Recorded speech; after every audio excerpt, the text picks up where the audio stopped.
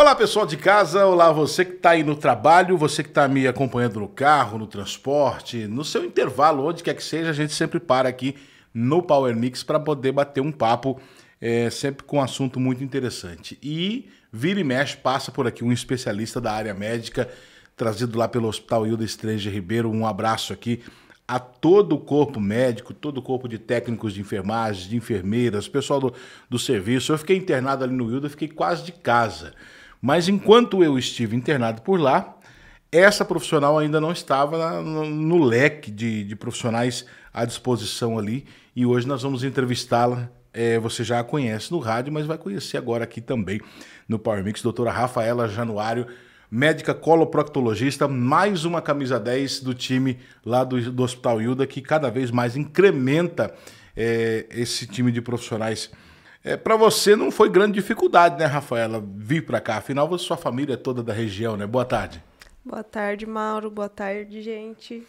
Então, eu cresci aqui na região de São José, né? Até os meus 15 anos. E aí fui embora, estudei, fiquei todo esse tempo para fora. E aí o Bruno veio antes, né? 2 anos antes. Aí quando ele veio para cá, eu já sabia que ia terminar minha formação e viria.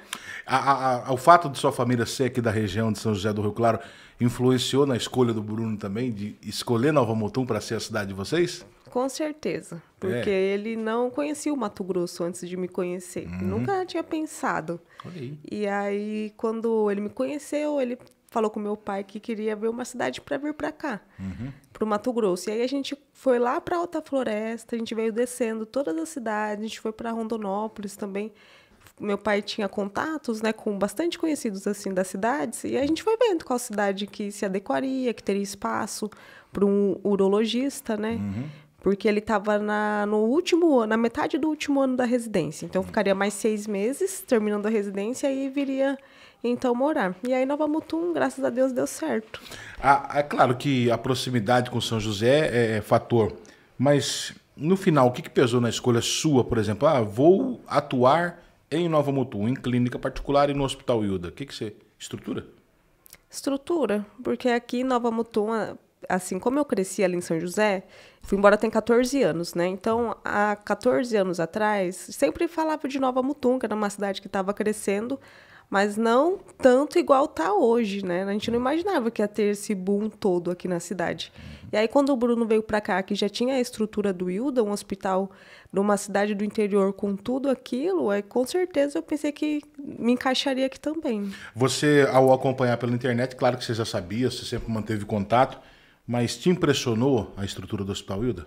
Com certeza, porque igual a parte do centro cirúrgico, que é onde eu atuo também, né? Aqui roda muita cirurgia. E eu fiquei em hospital federal lá em Curitiba que não conseguia rodar nem metade, às vezes, das cirurgias que aqui tem.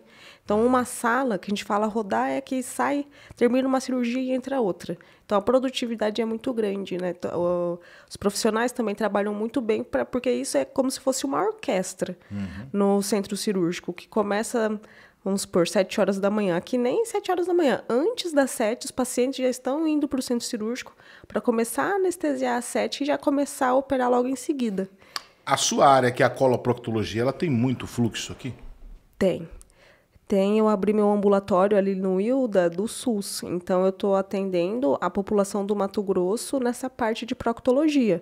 E não tem esse profissional na rede. Eu acho que tem um em Sinop e tem em Cuiabá, mas eu não tenho certeza que em Sinop tem. Cuiabá eu sei que tem, mas falta muito da minha especialidade. Então, assim, quando eu abri o ambulatório, já começou a ter muita procura das cidades, assim, da parte da prefeitura mesmo, né? Porque eles têm que encaminhar os pacientes de lá, do SUS, para algum lugar. E aí é aqui que tem o profissional, então os pacientes vêm de longe mesmo. Você estava me contando, você tem atendido gente até de Alta Floresta, né? 700 quilômetros daqui. Exatamente, porque é onde tem a consulta, né? Então tem pacientes que estavam esperando 2, 3 anos na fila, que nem pensava que ia sair a consulta mais e saiu. E aí eu já estou operando também esses pacientes, então está sendo muito rápido. Ali no caso do Hilda, esse atendimento que você está fazendo via SUS, só de consultas ou procedimento cirúrgico já também?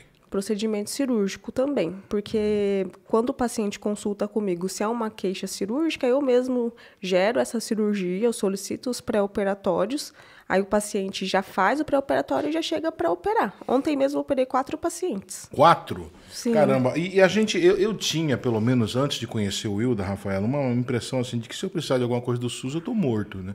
Eu tinha esse negócio, tanto que agora em janeiro eu operei o coração e tô aqui, foi muito rápido.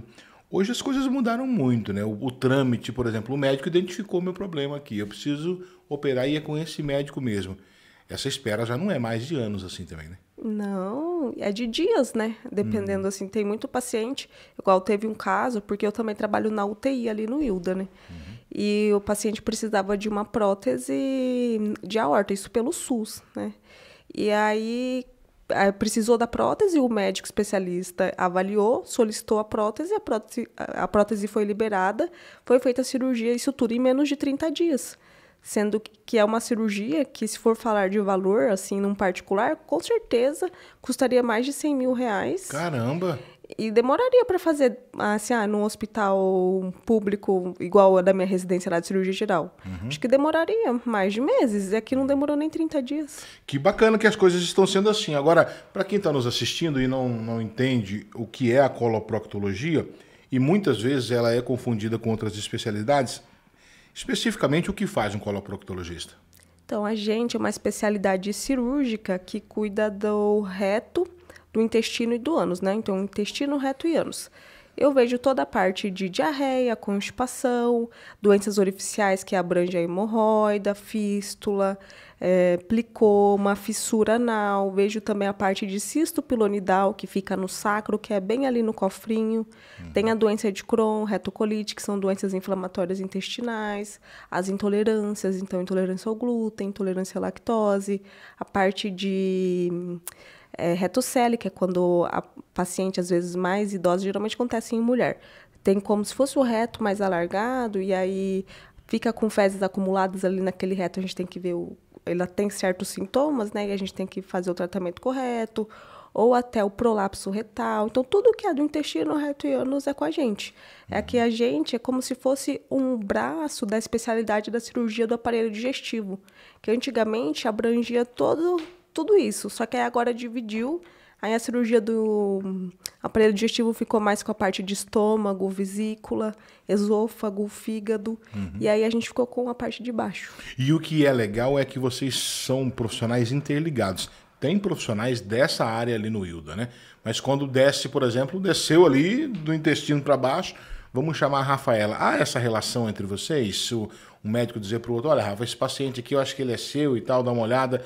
Ou vocês não se conversam a respeito disso? Com certeza a gente se conversa. A gente conversa todo dia. Hoje mesmo de manhã na UTI eu estava discutindo com o meu outro colega ali, plantonista, que ele estava falando sobre um paciente que eu lido bastante na minha especialidade, né? Então, porque ali no Hilda, a gente tem o sobreaviso da cirurgia geral, né? Então, a pessoa que chega, vamos supor, com uma apendicite ali no pronto-socorro, que precisa operar de urgência. Então, vai ser a pessoa que está nesse sobreaviso. Aí tem também os cirurgiões gerais que fazem consulta normal no ambulatório, que são consultas eletivas e cirurgias eletivas.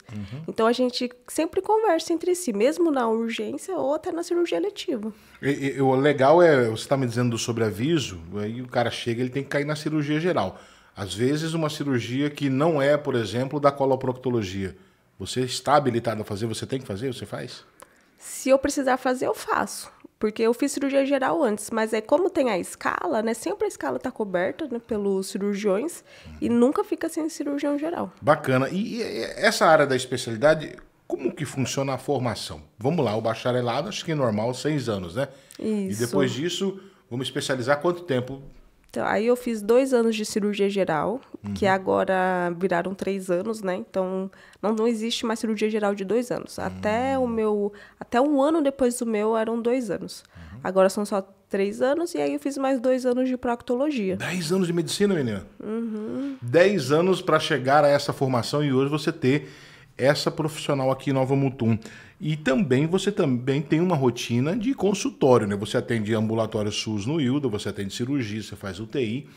Como é que é essa rotina de consultório. Eu quero encontrar a Rafaela aí, eu quero fazer uma consulta, eu quero ir numa clínica. Em qual clínica você está? Hoje eu atendo na Mega Imagem. Então, geralmente eu atendo no período da tarde. Até quando mandam mensagem para minha secretária, ela sempre explica que de manhã eu tô na UTI, né, nesse período. Então, eu não consigo atender no período da manhã, mas no período da tarde eu atendo, geralmente terça, quarta e sexta. Terça, quarta e sexta na Mega Imagem. Lá tem um telefone geral que é o 3308-3595. Entrando em contato lá, já vão te passar para sua secretária ou é um outro número particular? É um outro número particular. Lá tem as secretárias de lá, elas agendam, né? Se a pessoa quiser agendar diretamente na Mega Imagem, pode agendar, elas colocam na minha agenda e tem o meu número da minha secretária mesmo. Vamos fazer o seguinte, eu vou colocar na edição o número da Rafaela passando aqui. Se você quer falar com a secretária da Rafaela, vai ficar o número passando aqui na tela para você já ir direto com a secretária, explicar a situação. Eu digo que esse conforto ele precisa ter, Rafaela, porque aconteceu com o Bruno. O Bruno estava me dizendo que, embora a equipe que ele tem lá na clínica faça o agendamento, sempre é bom, porque a área de vocês é uma área muito delicada. As pessoas pedem muita privacidade, muitas vezes tem até o receio de procurar. E a secretária específica do médico, ela tem um preparo muito especial para lidar com isso, né? Sim, e eu até expliquei bastante para minha secretária para sempre perguntar qual é o sintoma que o paciente tem antes, porque aí a gente já consegue ter um planejamento antes da consulta, né? E aí também, às vezes, tem algumas coisas que não são da minha área, igual teve uma paciente que mandou mensagem perguntando sobre o exame de videolaringoscopia, que é um exame que é o otorrino que faz. Então, a gente consegue esclarecer, né? Porque imagina agendar uma consulta comigo e chegar lá e não ter nada a ver com o que eu faço. Então, aí a gente consegue esclarecer bem, né? E o principal também que eu acho, eu até aprendi isso com os médicos, às vezes a pessoa fala, porque não é fácil para ninguém, o cara fala assim, eu tenho um problema no reto, eu tenho um problema no ânus. Doutor, eu queria ser atendido num momento assim que tivesse menos gente, né? Que as pessoas não soubessem. É possível fazer esse tipo de agendamento? Olha, infelizmente, não tem como, né? É feito de acordo com o horário disponível e o horário de atendimento da clínica. Então, lá, a gente atende até 5h30 da tarde. O meu último horário que fecha é 5h30. Então, eu marco o meu último horário 4h30. Porque, geralmente, minhas consultas giram em torno de 45 a 60 minutos. Então, mas assim, a Mega Imagem é um ambiente muito bom, assim, um lugar bem reservado. Eu não vejo muito tumulto, assim, sempre está muito bem organizado. E até pela ética que esse pessoal tem, e eu falo pela convivência que eu tenho com eles, e já precisei de todos eles, rapaz, não existe esse negócio. Você tem que quebrar essa barreira e procurar ajuda. E eu acho que hoje, na coloproctologia, na urologia, muitas vezes até na ginecologia, o preconceito, a vergonha é uma barreira muito grande para procurar ajuda, porque às vezes a pessoa tem problemas crônicos de saúde, né, Rafaela? Sim, mas um problema crônico que ela aprendeu a conviver. E aí ela pensa que é normal. Aí quando aperta muito, aí que ela vai procurar. Mas a proctologia é uma especialidade que o ideal seria a prevenção. Assim como então a gente previne o câncer de mama, previne o câncer de próstata, valeria a pena a gente consultar com um proctologista sempre, assim, sempre eu digo uma vez a cada 6 meses, pelo menos, porque se você tem uma hemorroida inicial, um grau 1, para a gente prevenir dessa não virar uma hemorroida grau 3, que já sai para fora, que precisa colocar, porque uma grau 3 nunca mais vira um grau 1, por exemplo. Ou a parte da colonoscopia, que vai rastrear câncer de intestino. Então, a gente consegue prevenir muita coisa. Você estava me dizendo esses dias no rádio, até da necessidade desse exame, pelo menos periódico, da colonoscopia.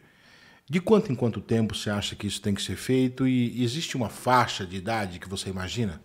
Sim. Então, assim, nos protocolos que a gente tem, tanto nacional quanto internacional, é acima dos 45 anos. Então, todo paciente, homem e mulher, com 45 anos, é indicado fazer uma colonoscopia de rastreio.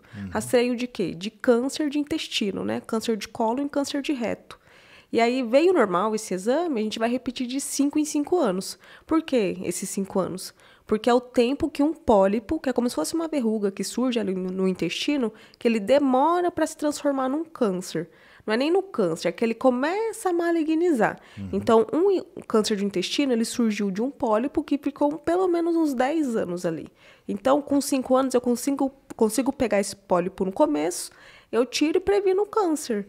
E aí, então, vamos supor, geralmente paciente que tem câncer, tudo bem que a gente percebe que agora está sendo mais novo, porque o perfil da população mudou, né? A gente está sendo exposto a muita comida industrializada, muitos estímulos que não tinha antigamente. Estilos de vida muito, muito ruins, né? Sim. E aí, então, agora a gente percebe que tem pacientes com 50 e poucos anos que estão com câncer de intestino, que antigamente não era a rotina.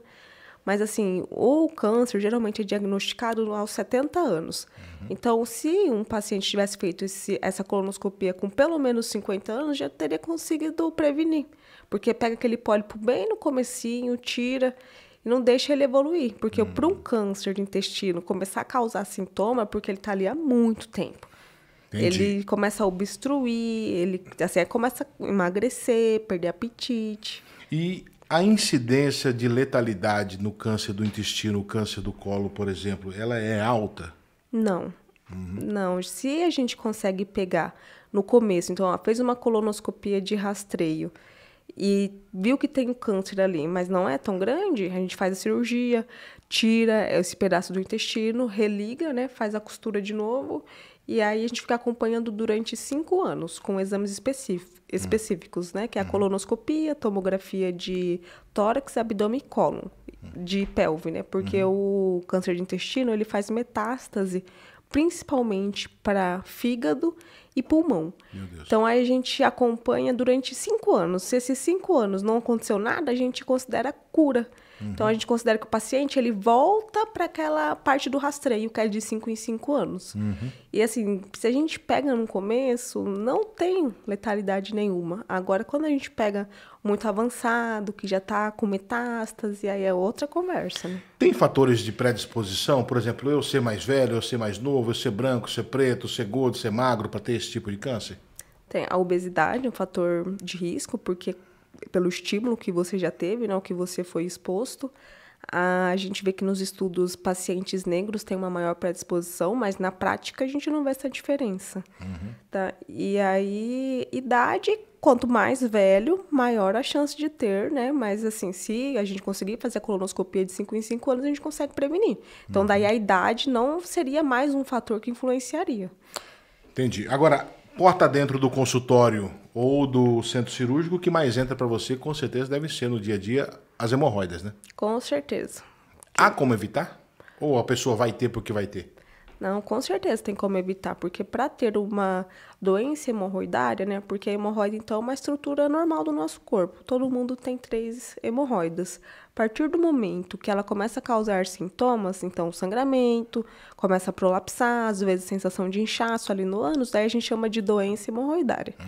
E então, assim, para uma estrutura normal do nosso corpo começar a virar uma doença porque teve algum fator, né, que fez com que isso acontecesse. E os fatores são constipação, que é fazer o cocô muito duro, fazer força para fazer cocô, ficar muito tempo sentado na privada. E isso é tudo o quê? Alimentação, porque tem que beber bastante água. Muita fibra. Ingerir fibra. E fazer exercício físico também, porque no exercício físico o intestino ele começa a funcionar num ritmo melhor. Então é um conjunto de fatores, né? Eu tinha comigo a impressão de que ao estar com as hemorroidas atacadas, o camarada não podia fazer força, exercício, então isso é o contrário. Aí assim, se tá em crise de hemorroida, aí já, realmente não é para fazer força, porque se a hemorroida sair, que é prolapsar, que a gente fala, e você estiver fazendo força lá, vai doer muito mais. Mas assim, ter uma rotina de exercício é muito bom. Os procedimentos, depois que isso chega, que isso começa a tirar a qualidade de vida do paciente, hoje eles são só via centro cirúrgico ou em consultório, o cara tá bom no outro dia? Tem como fazer em consultório, sim. É que primeiro a gente começa o tratamento clínico. Todos, tanto o grau 1 ao grau 4, a gente faz o tratamento clínico. É claro que o grau 4, que é aquela hemorroida que já é para fora, o tratamento clínico não é o suficiente, né? Então, eu sempre falo que tem que ser cirurgia, não adianta. Mas no grau 2 ou 3, dá para fazer aquela ligadura elástica, que é no consultório, com um risco grande de voltar. Também explico sempre isso, porque aí faz a ligadura. E aí começa os sintomas de novo, dali, sei lá, 6 meses. Não sei, tem que ver custo-benefício, né? Você me falou um negócio que eu tô sabendo agora. Todo mundo, então, tem hemorroides. Ela é como se fosse uma mama? Como é isso? Eu não entendo. Ela é um vaso que a gente tem no ânus, né, no nosso canal anal, que serve como um coxim. Assim, então, nossas fezes, elas ficam acomodadas ali no reto. O nosso ânus é fechado por causa da musculatura, né? Então, a gente tem o músculo interno e o externo, eles são circunferenciais. Na circunferência do ânus mesmo, fechado. E elas servem como almofadinhas ali, também para acomodar as fezes. Faz parte do nosso canal anal. Mas aí, tendo agressão ali, passando fezes muito endurecidas, fazendo muita força, tudo, ela começa a aumentar. É uma varize, né? Entendi. Como se fosse. Bacana, e por isso que toma-se exatamente remédio para varize, como é, por exemplo, eu vou falar o nome comercial aqui, porque é o que eu lembro, um Venaflon, né? Isso. Exatamente por isso, porque o remédio ele tem a intenção de fazer com que o sangue ali circule naquela área e esses sintomas melhorem, é assim? Isso, que melhora o retorno venoso, né? Então, porque quando a gente pensa na veia, na artéria, vamos começar pela artéria, o sangue ele vem do coração para baixo. E a veia, ela faz o movimento ao contrário, ela tem que sair de baixo para cima. Entendi. E aí a gente consegue melhorar essa parte. Por isso que a hemorroida, às vezes, ela cresce muito sangra, porque fica o sangue acumulado ali. E é a importância de você procurar um médico e parar de sofrer. A Rafaela agora está em Nova Mutum, um pouco mais de 2 meses. Hospital Hilda Stranger Ribeiro, essa estrutura gigante, a quem aqui eu agradeço mais uma vez pela parceria. Nosso bate-papo hoje foi rápido, mas esclarecedor, que foi para te apresentar a Rafaela, para você de casa conhecer e saber que você pode procurar. Quer procurar na Mega Imagem? Tem consulta por lá também. Tem ambulatório no Hilda, tem também. Aonde você for, estrutura de saúde de Nova Mutum, você vai encontrar a Rafaela com certeza. E eu quero agradecer você, Rafa, Wesley, toda a equipe. Deixa eu mandar um abraço lá pro Hilda e esperar que você, numa próxima oportunidade, também venha trazer mais informação pra gente. Obrigada, tá, pelo convite, obrigada por ter me recebido. E eu quero falar só mais uma coisa, que lá no Hilda faz colonoscopia também.